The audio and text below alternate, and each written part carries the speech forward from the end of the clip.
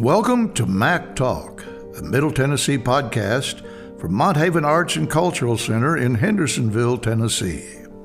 Today's episode is brought to you by our friends at Centerpoint Wine and Liquors in Hendersonville. I'm your announcer, Jim Black. Today we're visiting with Nashville's premier heavy metal artists. Now mind you, I'm not talking about heavy metal of the AC/DC or Guns N' Roses variety. No, I'm talking about an esteemed Nashville-based sculptor whose principal medium is metal. His name is Valentine Adams. Val teaches a workshop at Monthaven called Muddle Through the Metal. A retired Air Force captain, Val also serves as one of the Mac's Between the Lines Healing Arts facilitators. Val is here today to talk about the fine art of metal sculpturing. The Mac's Chief Operating Officer, John Pitcher, has a few questions. John, take it away. Thank you, Jim, and welcome, Val. Hello, hello. Glad to be here. Absolutely. I have often seen you described as a reclaimed metal sculptor. What is reclaimed metal sculpting? Great question. Great question. So, you can answer this in a lot of different ways, but the way I love to answer it is that compared to metal that was freshly minted, like coins, the metal that I prefer is metal that has been, if you think about like asteroids that bounce around through the Kuiper Belt and they're scuffed and burnished and they are identifiable. They're identical. They're not identical. They're very unique unto themselves because of their what they've been through. That's what I think of as sculpting, like reclaimed metal. Reclaimed metal is metal that would otherwise be thrown away, but you take it, you save it from the process, and you preserve the authenticity of it in a way that it can be honored by future generations. Okay. Mm-hmm. I have read that your art, which is amazing, is a tribute to a time when Americans made durable goods. And that sounds to me like a philosophy of sustainability, among other things. And I'm wondering if you could maybe elaborate on that a little bit. Glad to. So I grew up in the Northeast in Connecticut before moving to the South. I got here as quick as I could. And when I was up there in Connecticut area, there were a lot of brass factories and things like that were being torn apart, and they were being repurposed into condominiums. And so when I was a kid, I would see in the alleyways these giant gears and mechanisms and cogs and spanners and all these very cool, interesting pieces of metal that were really just going to be melted down into nothing.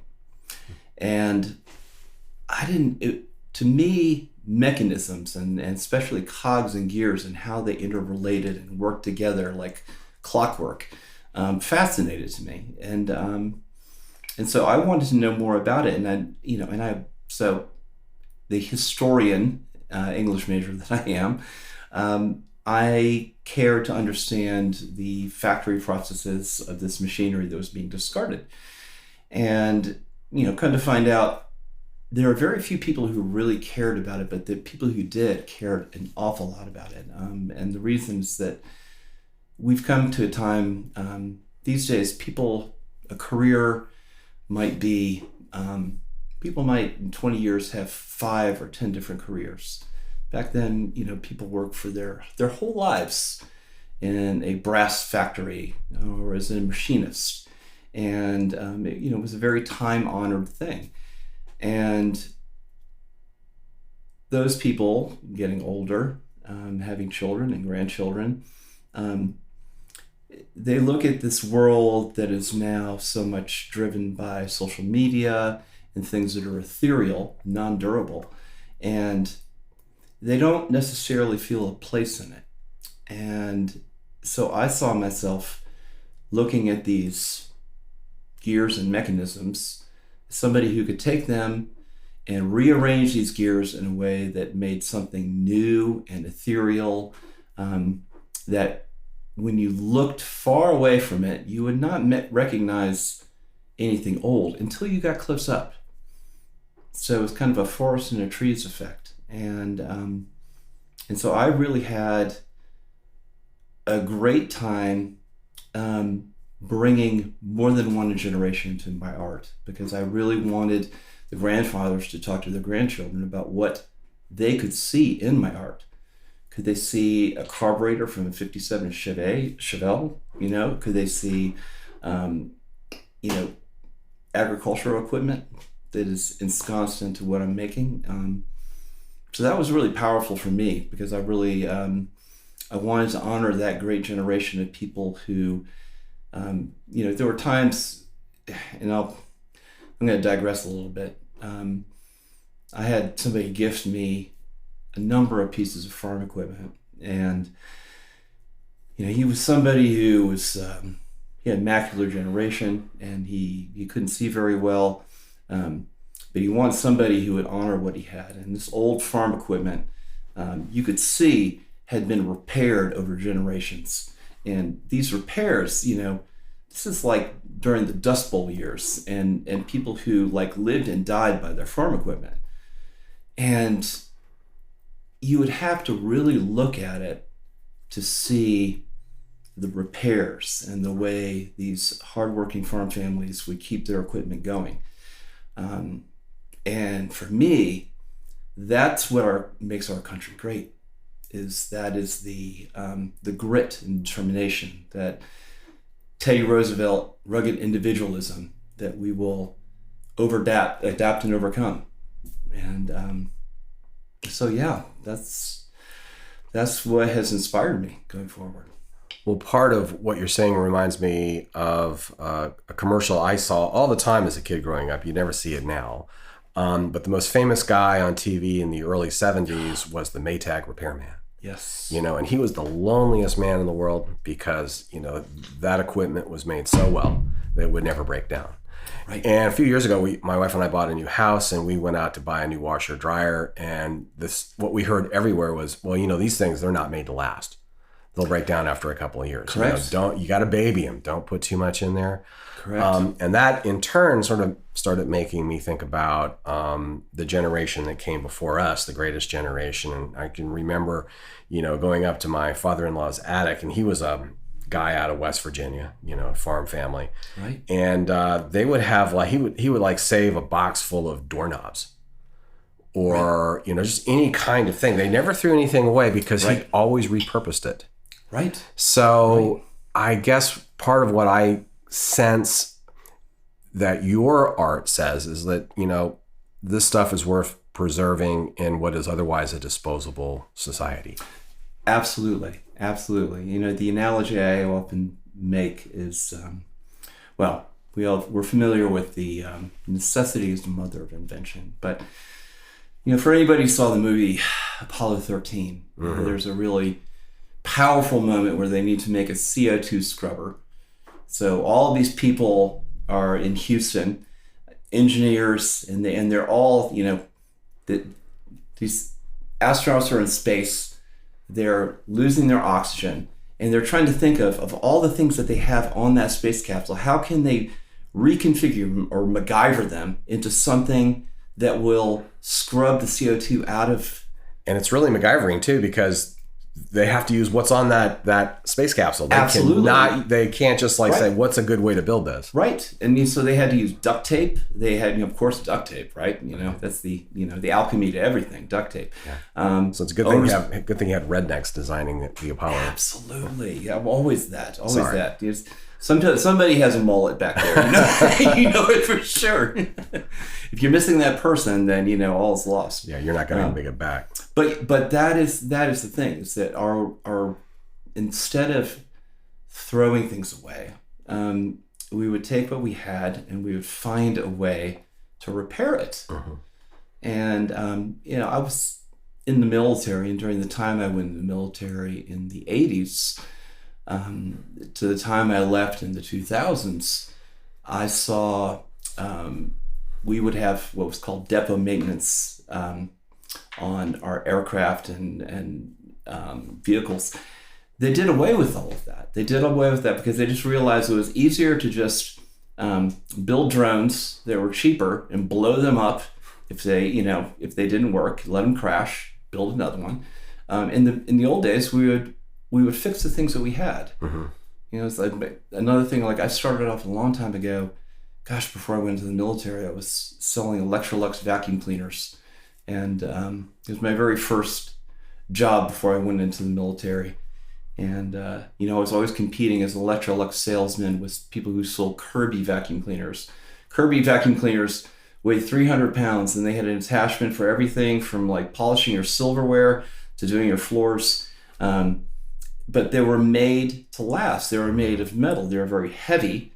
But these days, we don't necessarily have the care for things that endure. And so the things that we used to care about, the things we used to repair, are kind of being lost to the steel smelting cauldrons, as I put it. Right. It's where everything goes when it goes into the junkyard. So I always think of myself as somebody who saves those things. I have a giant in my backyard. I have this giant flywheel, and it's probably about 6 feet across, and it is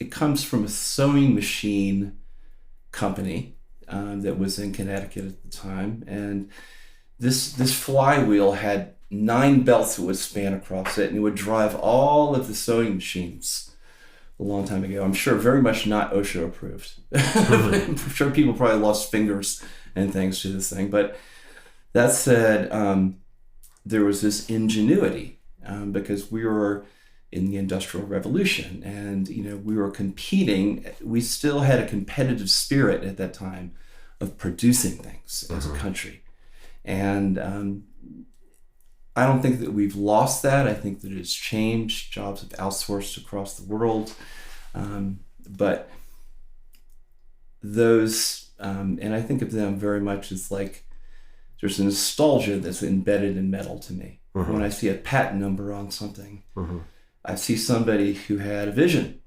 And so I'll look back through that patent and I'll look at like, why was this part created? Who created it? Because every one of those person is a dreamer. But why should those dreams be lost? We don't understand history, we're doomed to repeat it. So, but in my art, I always want people to look at my art, and they want the kids specifically to see an elder generation that has their endeavor and the care, so that perhaps they stay open-minded and they think about how they can be more thoughtful in their own lives with what they have. Let me ask you a little bit about your process. You have any number of sculptures that you've come up with that I think are amazing and that are really memorable. Some are of musical instruments, guitars. Some are of animals like eagles. Tell me about your process. How do you start something like this? Do you just right off the bat, are you making free associations with the scraps that you have? I'll call them scraps, sorry. And or are you designing things out? Is there some bolt of lightning that hits you that says, oh, you know what, this could be a grand eagle? How do you do it? So the way I generally start, I think of myself sometimes as the superintendent of an orphanage. A lot of the metal that I come by is it's not always metal that I find myself. I guess I've been doing this long enough that people know that I have a care for metal that's unique. And within the community, there are people who will bring metal to me and they'll say, hey, can you somehow honor this metal? Because I don't want to see it melted down. Right. So I will take those pieces, and some of them, my gosh, they might wait for 5 years to find their family of something I'm making. But I keep all of those pieces, and I keep them on shelves in my shop so that I can kind of, when I walk in my shop, I can see everything. I can see my whole family out there, and I can pick from them. So, but the way I generally start, sometimes, the way I describe it sometimes, it is like, it's an exploration. It's like a way a pearl is made by a sand. There's that first grain of sand in the oyster, and there's a little bit of friction. So I might take two small pieces, and just play with those small pieces and arrange them in a certain way. And it's almost like I am very granular, and then I start building up and creating a texture. And once I have the texture, it's very interesting. It's almost like next orders of magnitude. As I get to a certain level of building something, I see something else. Next level building something, I see something else. So it'll kind of metamorphosize over time. And this is the very interesting thing about artists. A lot of artists would agree with me, is that when people ask artists how they create what they create, most of us, if we're being honest, will say we don't necessarily know, because we get into a flow state. Mm-hmm. So we are starting to do something, and we start releasing, because artistry, for people who truly love it, is this self-soothing technique. It's something that we have to do. I mean, I contend to artists out there who are not making art, is that, they're kind of like Krakatoas. They're not, there's pressure building in them. We have to make art in some shape or form, even if through collaboration with other artists on our own part. But we have to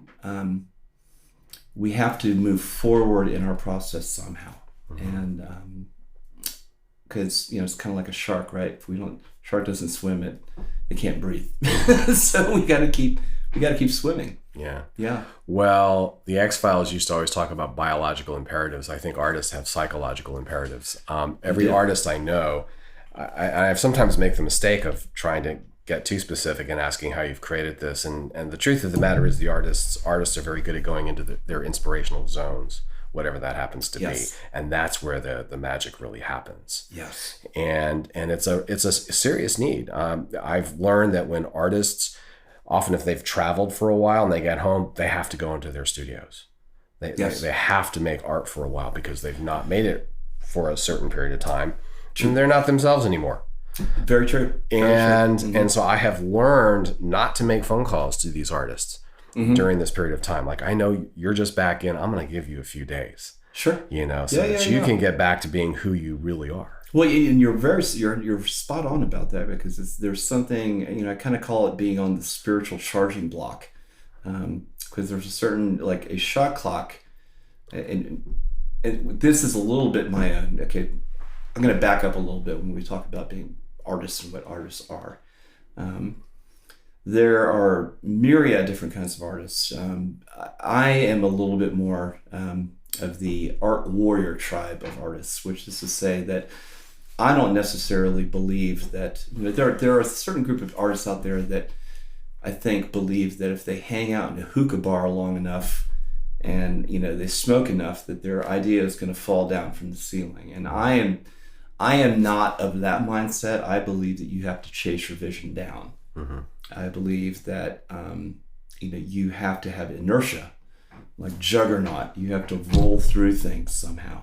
And so when for instance, I will bring people into junkyards with me, and I'll say, listen, this looks like all rusty metal to you, but I said, hang with me for an afternoon, and here's some mosquito spray, and here's some gloves, and go with me. And I said, you will start changing the way you see things in your line of sight. You'll start seeing, a beautiful timing chain that goes onto a BMW. You start seeing the beauty in things that are otherwise kind of subdued. The way I always think about it is that, and especially as we get older, we tend to think we've seen everything. Mm-hmm. And I really want to challenge people to see the newness in old things, because that's very central to my general philosophy as an artist is to always be a beginner. I never want to be an artiste with an E. I would say if I start wearing black turtlenecks and referring to myself in the third person, then I should probably be shot because I want to have humility. And I think an artist is responsible for being connected to their community, being authentic. And, and it's interesting because I've been portrayed as, when people ask me about my art, they're like, oh, you're kind of a blue collar artist, which is really interesting because, and I really took that as a compliment. I made a sculpture for the Brentwood Library a long while back, and I built this thing in my backyard over the course of like 6 months, and it weighed 8,000 pounds. And I had to bring it from my backyard to a library, which was probably about 1.5 miles away. And the Public Works Department of the city. Now, these are the people who pick up, the debris after tornadoes, all these things, make everything beautiful. They're kind of invisible people. They're the ones who showed up to help me move my art after I made this thing. And I'll never forget, the guy who was kind of the head of this whole group, Peter, he looked at my art and he said, you know what? This is the first art I don't hate. Which to me was a very high compliment. Yeah. Because I feel like it is responsible. In artists, I want there to be an accessible connection to every part of the community. Whether it's blue collar or white collar, whatever it is. Yeah. But, again, the essence of what we are as a country. Right. Well, in one way or another, art, I guess the purpose of art is to really have some sort of commentaries to tell us what it means to be human. Yeah. Right? Yeah. Cave art told those guys what it meant to hunt a buffalo, which was a big part of their lives. Yeah. And, if you had a painting of Mona Lisa in that cave, it might not have meant anything to these guys. This is art I hate. Right. But if it's somehow or other, you've got to say something about you have something to say to your audience. You do. It's I have a very small painting in my living room by an artist friend of mine, Mike Akey, who lives in Dallas, Texas, and he wrote on the bottom of it, art provides what life does not. Which it's one of those things, kind of a quan. You just ruminate over it over time, and so it's to me in a way like I am always trying to I'm trying to preserve the sense of magic and wonder, because I think that we are, we can very scientifically explain why the sky is blue and all these types of things, but I think there's another part of us that and I think about Robin Williams, and one of his famous quotes was that we are all given a certain spark of madness, and that we must protect that. And I really, I really took that seriously. Yeah. It's like I want to preserve my, of course I lived in Austin, Texas before being here in Nashville, and Austin is kind of like, keep Austin weird. Well, I think that we should preserve the weirdness of ourselves a little bit, because otherwise, we could stagnate, right?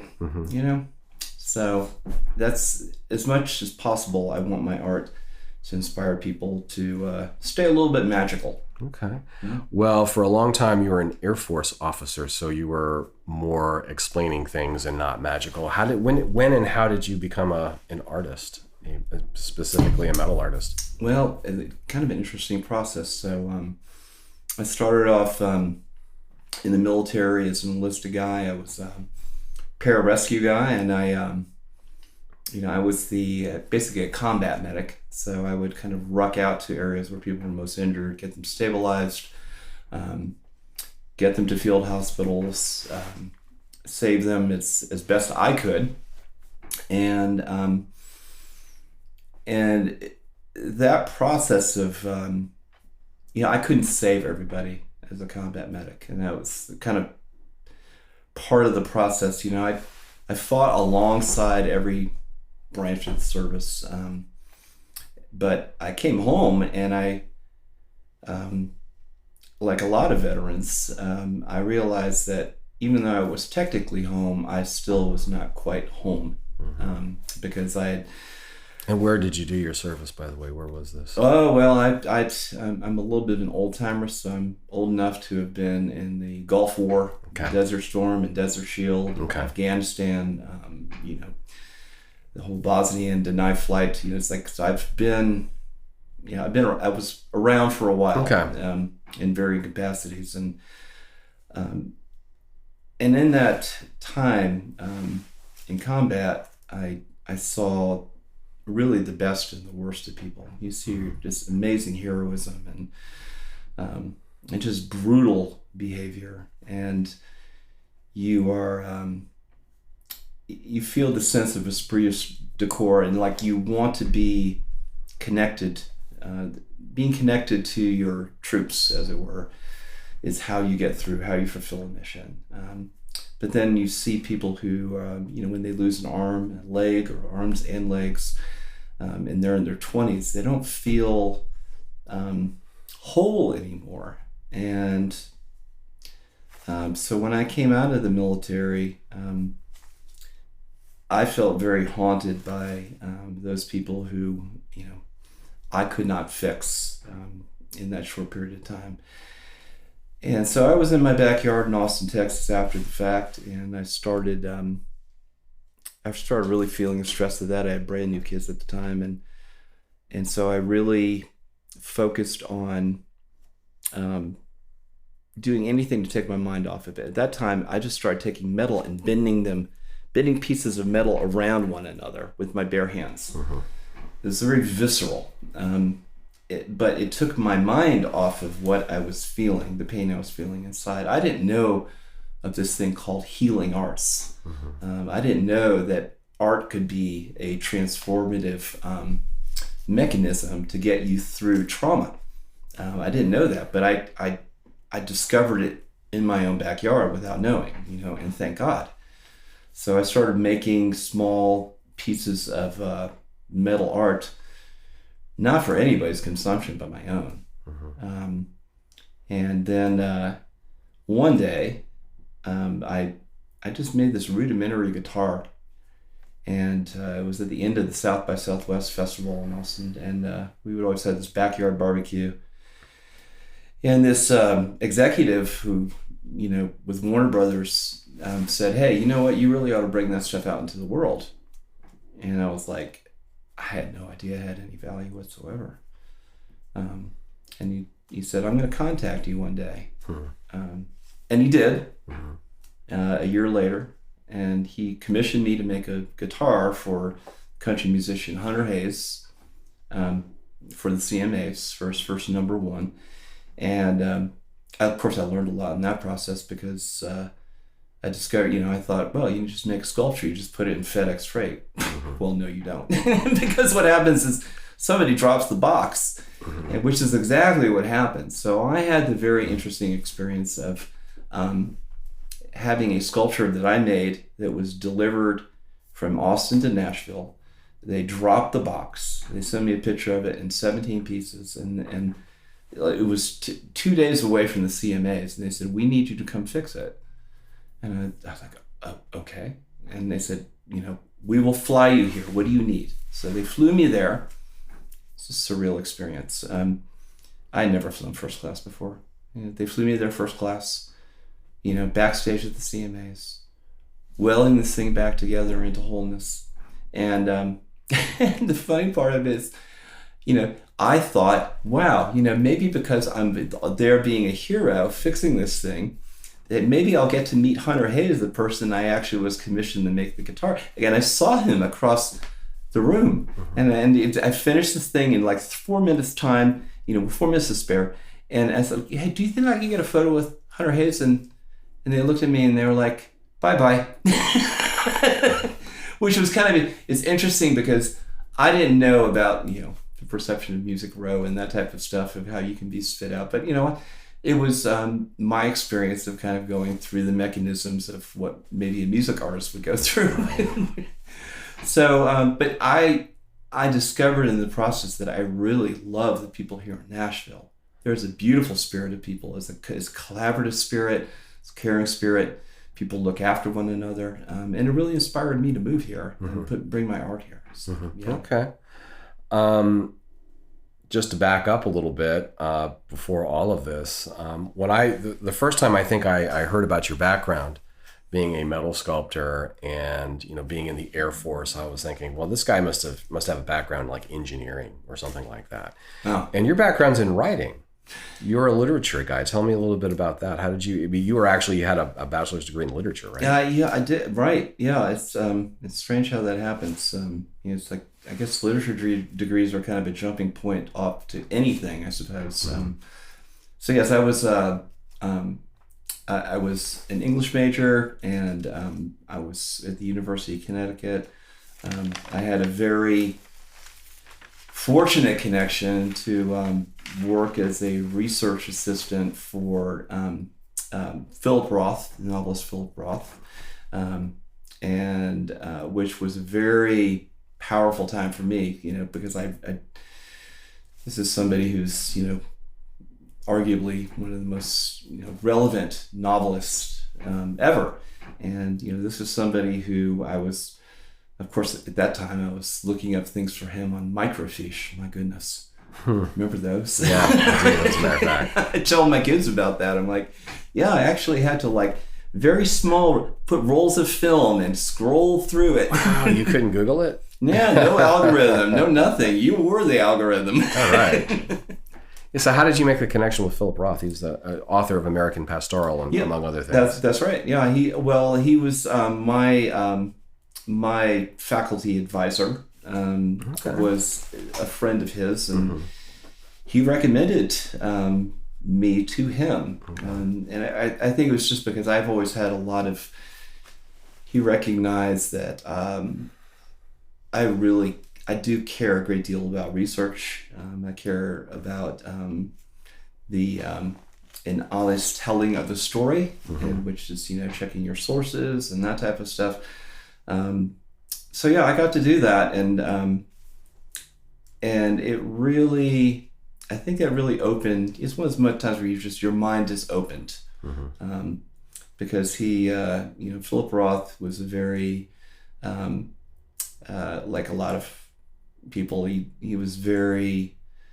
I had the opportunity to know him as a human being, and. Which is to say, he's a bright light. He was a bright light, and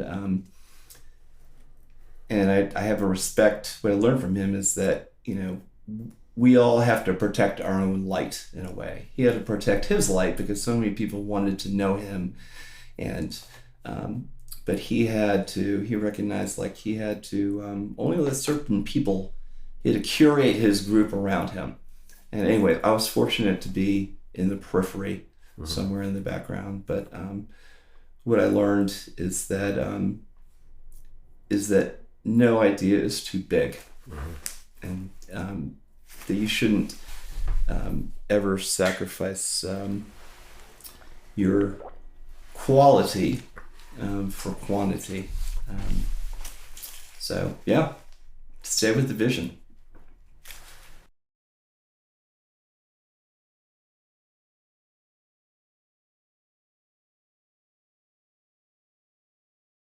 Well, Val, you mentioned that you were sort of using art to get through some of the things that you had experienced in the Air Force. Yeah. To sort of tie you in here to Monthaven, you do a lot of things for us here. You do a workshop, which you did this weekend. Yeah. But you were also a healing arts facilitator. Tell me a little bit about being a healing arts facilitator. Yeah, very interesting thing. When I was in the military, I had heard about healing arts and a little bit, and the way we're all understood it from the outside was like, oh, it means you're going to have to play with crayons, and it was kind of something that we, in our egotistical pride of not being affected, we would say, it's like, oh, I don't think I need to be making collages with crayons. Well, come to find out that that's a very powerful mechanism. Art is, so healing art, the way I use it, it's kind of like, it's a vehicle for getting the story out. Because what veterans who have been through things are challenged to do is to feel safe telling the story of their trauma. So how do you do that in a way that you support, you provide mutual support for what they've been through? Because really the alchemy, the way veterans and anybody heals through trauma is feeling related to. Because up to that point, they feel they're in a personal hell nobody can understand. And the very first person who can look at something that individual drew or created and say, hey, you know what? I know how you're feeling. That human connection through art is what creates amazing healing and community. So, a lot of veterans, when veterans, when they go in the military, they're taught how to walk 1,000 miles into the jungle, but very often they're not taught how to walk 1,000 miles out. Healing arts is one of those things that helps veterans convey care and empathy in a way that makes them feel safe with one another. So I, as a facilitator, am somebody that will help them do that. Like it is a good, for instance, like one thing that I will work with veterans to do, we'll take terracotta pots and I'll give each one of them a pot. I'll give each one of them a hammer. And the first thing I'll say is, you're going to take your hammer and you're going to break that pot into pieces, which they're all very happy to do. And then I will give them glue guns. And I say, now you're going to take those pieces and you're going to build something that feels like hope and healing from those pieces. Doesn't have to be the same thing, right? Doesn't have to be the same thing. It often can't be. Right. It was just to say that, what is important is not having the original terracotta pot that was broken, but having the willingness to take the glue gun and rebuild the pieces like Humpty Dumpty. It's like you can kind of, you can be a victim of your life if you just stay in pieces. But if you have the willingness to push through, as I always say to veterans, I'm like, trauma is not a cave, it's a tunnel. It's something that we have to go through. Life moves through us.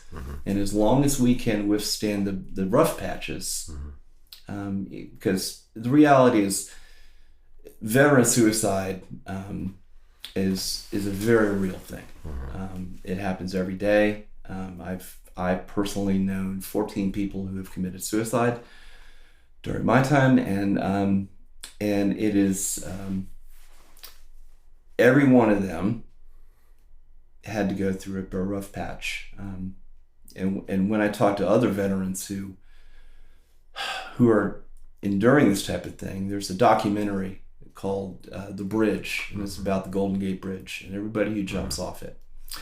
And the thing that is always true is that everybody who jumps off the Golden Gate Bridge, who lives to tell the story, and that's very few people, they all say the same thing, that as soon as they let go, they remembered everything they had to live for. So, my responsibility as a healing art facilitator is to get people to hang on through the rough patch. Right. It's like being on a roller coaster. It's like that roller coaster, it's terrifying. You're spinning around. You want the ride to stop. And the ride will stop if you can hang on. But it's easier to hang on through connection with people that you feel companionship with. So other veterans who understand the notion of combat and trauma and are working through it. it's community. It's all community building. So, and even in my art, when I make pieces, I think of all those pieces.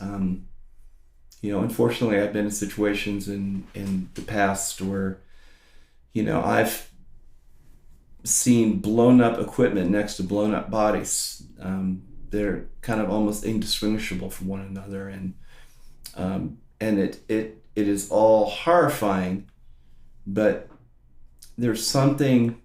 The human spirit is more than the appendages that we are given. When I see veterans who are, there's basketball teams of veterans who are all wheelchair bound, who are missing limbs. And, for every person who feels like they lost a hand and their life is over, there's another person with no arms and one leg who says, come on, get in here, play basketball. Which makes people feel human and normal, not grotesque. And I would say, like, at the end of the day, that is our humanity. That is our willingness to see beyond our body, to the determination and grit to continue on in our lives. So, yeah. Well, speaking of companionship and community, I think that if there is a group of military veterans who have felt the most isolated in our recent history, it was probably the Vietnam veterans. Yes. The World War II veterans, they all had one thing in common. They all served if they were within that right age range. And they all shared that. So they all had a shared, experience of some kind or another. Right. And those who couldn't serve often committed suicide back then. Right. My God. Well, and I was struck by it just not too long ago. I was visiting an older academic that I had taught with my father-in-law at MTSU. They were in the geography department together. And my father-in-law he was in the Army, and he had served on MacArthur's staff as an intelligence officer. And this other gentleman, I didn't know that much about him other than, he had been friends of our family forever. But I went to visit him when he finally got into his retirement apartment. I went to visit him, and he had this little die-cast model of a P-51 Mustang there, and another die-cast model of a F-86 Sabre jet from the Korean War. And I'm like, well, I used to like to make models. Why do you have these? This is why I flew those in the wars. He was a Mustang pilot. P-51 Mustang. He flew the Sabre in Korea, and I was just kind of struck. Yeah, these guys, they all, if they were within that age range, unless there was some medical reason they couldn't serve, they all served. But the Vietnam guys were different. They and certainly their reception was different. They followed multiple.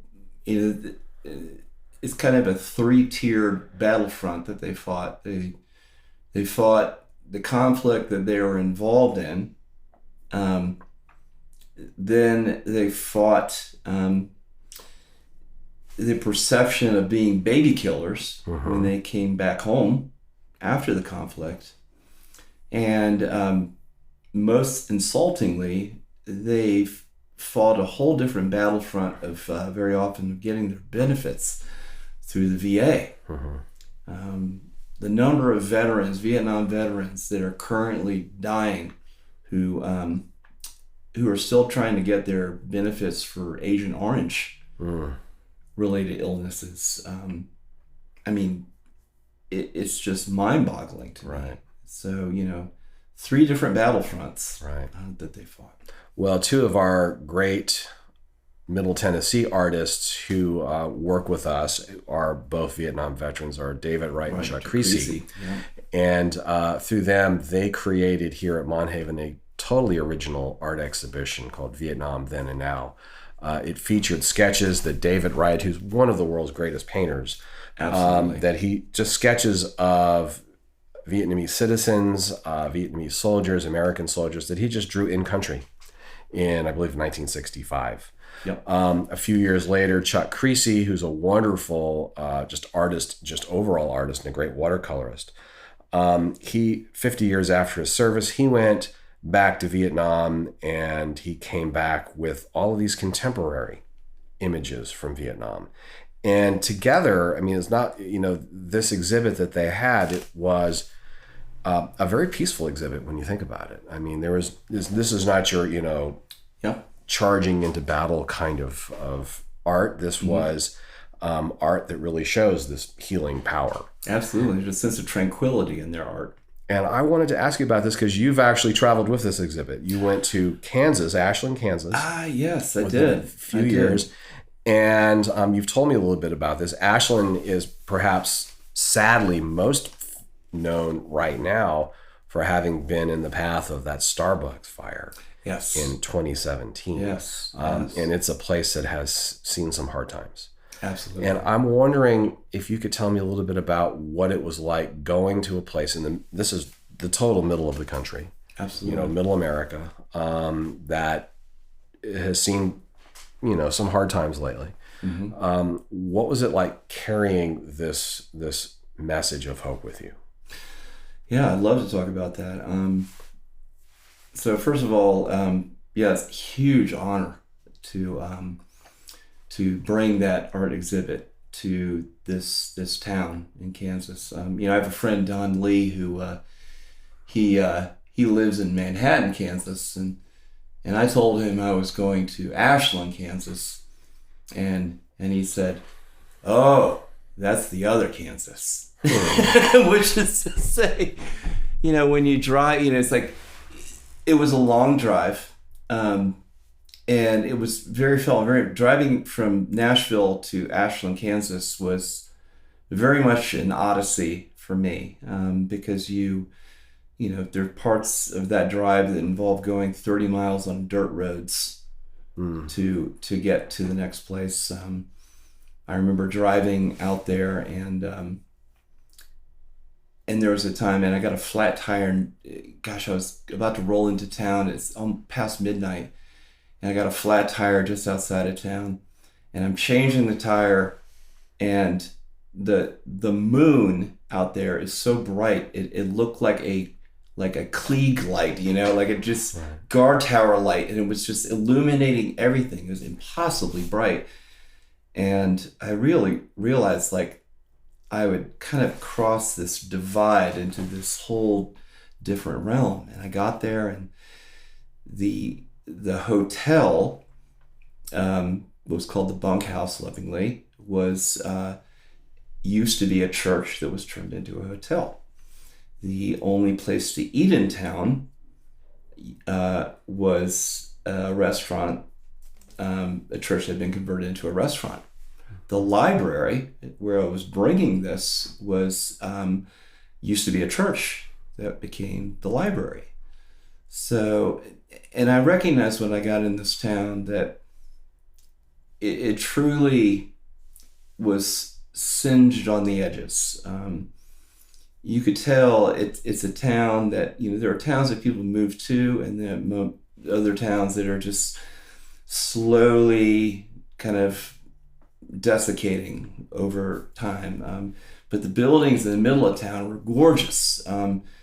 Beautifully made, and so there was a time where this, great pride in this town.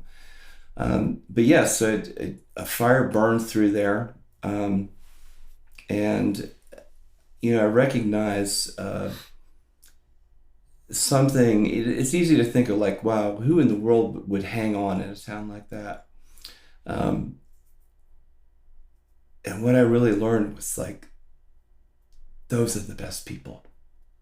Those are the best people. They hang on because they've hung on. Mm-hmm. The librarian there, Kara, first thing she said when I was asking about the place, she said, "Well, nothing grows here."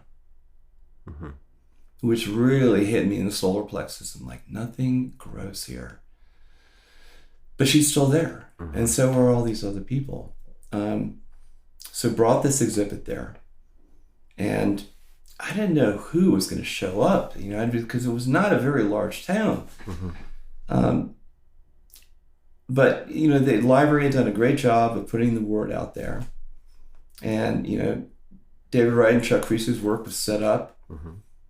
And I'll just never forget that day, because just out of the woodwork, it's just kind of like when you if rain falls and, it's like flowers growing out of concrete, all of these people came from the hinterlands to this event. And so many Vietnam veterans, I could not imagine. And what they had really been thoughtful about is they had a lot of the veterans tell their stories, and they typed them out and created booklets for them to read. And it was kind of funny at one point. There's one guy, Lonnie, and he was a pilot. He was a helicopter pilot in Vietnam, and I'll never forget. He was there first, and he said, "Oh, and then other people were filtering in. He'd say, "Oh, that's Jared. He's kind of an asshole." I was like, "Really?" I said, "Did you serve?" He said, "I don't know." I said, "Well, maybe we'll find out, Well, come to find out, he served. And the interesting thing was, I got both of them to start reading each other's stories. And I left the room for a moment to talk to some other people and bring some other art in. And I'll never forget, I came back and I thought, I heard this sound like, and I thought, oh, they're laughing and getting along with one another. Well, I was wrong. They were actually crying. Mm-hmm. Because they recognized that they had both been in the same battles and circumstances, which is to say that human connection, those two people who lived in that same faraway town in Kansas, in plain sight of one another, passing on the street dozens, hundreds of times, but they never had something, a catalyst, to talk about their stories. And they connected and became friends after that fact, because there's a solidarity. The veterans will often say, like, you had to have been there to know what it meant to go through what we went through. Mm-hmm. And I saw that on full display. Mm-hmm. The most beautiful thing is, and I have to just say this, the flourish of all this is that after the fact, I was packing this whole thing up and getting ready to leave, and one of the guys there said, "Hey, have you left town yet?" And I said, "No, I'm still here at the hotel packing up." He said, "All right, stay put. Are you outside?" And I said, "Well, yep, I'm outside packing." He said, "All right, stay right where you are. You're going to see something, and it's just for you." And I'm like, what in the world am I going to see? There's like one stoplight in this town. And, I'm looking off in the distance down one of these streets, and I see the heat rising from the asphalt. And it's kind of, making everything wavy. And I see, I hear this drone, far, far off. And you got to imagine, again, this is a very small town with not a lot of things, people, so people kind of take things, they do what they want to do there. And I realized there's a plane flying straight down the street, 5 feet off the street toward me. And I'm looking at it, and I'm still on the phone with this guy. He's like, "Don't move, stay right where you are." And I'm looking at the planes coming. It's this canary yellow acrobatic plane coming straight toward me. And I'm standing there, and it goes probably not 50 feet from me, and then shoots straight up in the sky, goes into a stall, and kind of falls down toward Earth, starts up again, and takes off. And I still, even now, that's one of the most powerful things in the world that's ever been done for me, which was their way, and this was a Vietnam pilot who did that. And it really, I don't need people to honor me, but that was. But they knew you were in the Air Force, I guess. They knew you were also a veteran. So. Oh yeah, so they you did. Were. They were. They vetted me. You were a fellow comrade in arms. Right. Well, and come to find out that community out there in Kansas, a lot of people grow up learning to fly planes in their teens to dust crops. Mm-hmm. And then come to find out that one of the top acrobatic pilots in the world came from that town. Wow. Okay. Which is to say that a lot of what makes our country, it's the magnificent people often come from very small dots across the map in the United States. So I always think about that, just like I think about all the pieces and parts I put into a sculpture. Right. There's this small, the tiniest little cog, that could be very significant in its own way. Everything is equally significant. So. Well, Val, I appreciate your spending so much time talking to me. I just one more question. What's the main lesson, if there is one, that you take from having participated in the healing arts? What have you learned that seems the most important to you? I think the thing that I've learned that is the most important to me is that it is not about me. That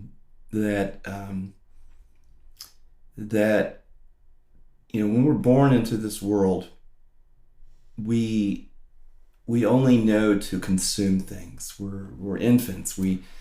Everything that we take, we consume. And there's a certain time in our life as we grow, or as we should grow, where we start giving back.